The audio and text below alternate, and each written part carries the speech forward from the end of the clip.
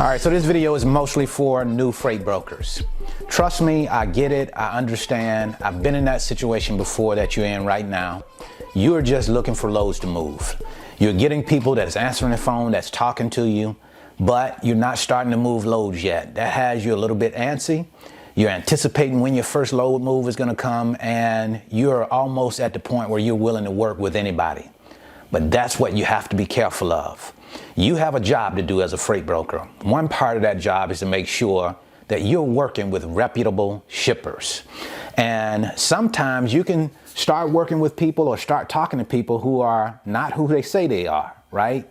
If you're working with a shipper and you go to your factoring company, and your factoring company runs credit on that shipper and there's no credit history, and the factoring company tells you that they're not going to factor a load with this shipper because of insufficient credit history, you need to listen to what it is that they're saying.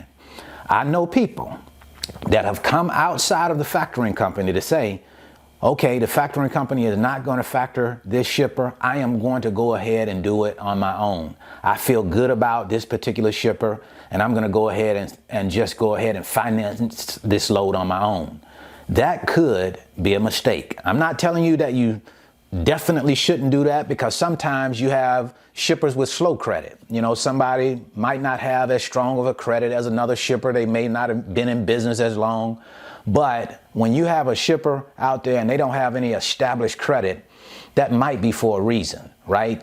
I know people that are out there now with over $10,000 in loads that they've moved for shippers and they have not gotten paid. And now guess what's happening? Shippers are not answering the phone. They are not entertaining the calls that they are getting from these brokers, right? So you have to be really careful with who you choose to work with, because at the end of the day, number one, it's your job to pay carriers. So just because a shipper does not pay you does not mean you're off the hook and you don't have to pay a carrier. You still have to go out and pay that carrier. So you need to be working with shippers that you can be pretty sure are going to pay you. Now, I don't care what type of shipper you're working with. You can be working with big shippers, established shippers, and sometimes those shippers will run into payment problems. I've had it myself. I've had issues with shippers paying me, taking over 45 days to get paid, but at the end of the day, I got paid, right? And I think it's a way that you need to handle that. You know, if you got a shipper and he's talking to you, you can call him and get in contact with him. You can call the accounting department and talk with the accounting department. Then you're probably going to be okay. But when people start ghosting you, they're doing that for a reason. Maybe they were never an established shipper from the start.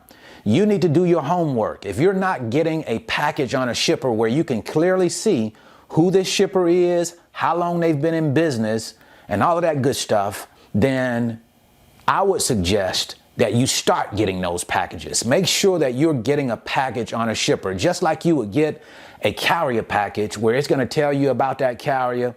You need to be making sure that you're getting a shipper's package. Make sure you're dotting your I's and crossing your T's on shippers, because trust me, you cannot afford to miss out on getting paid. You cannot afford to be moving loads up and down the highway and not get paid on those loads, because eventually that's going to end up running you out of business. Make sure you're doing your homework. Don't get antsy. Don't get overly anxious to move loads. I know how it is. We get really anxious to get that loads moved, whether it's your first one or it's your 10th one.